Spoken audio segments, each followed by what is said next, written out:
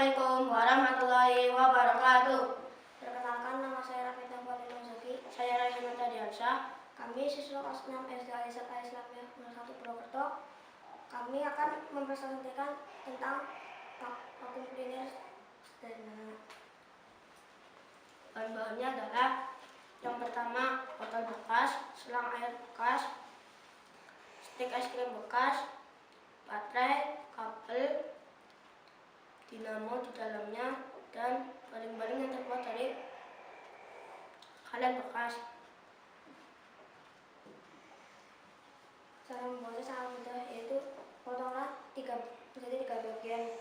Lalu bagian tengah ditutupi oleh kasa dan dirapikan. Di bagian belakangnya dilubangi oleh solder dan ditempelkan baterai. Di bagian atasnya dilubangi seukuran dengan selang, lalu dimasukkan ke selang. Lalu pasanglah kabel dan mengarah ke saklar. Lalu hiaslah suka kalian.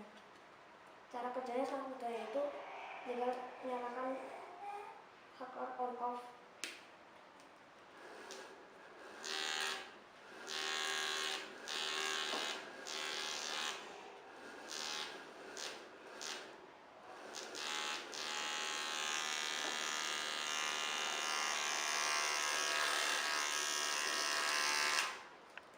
Lalu tekan off kembali.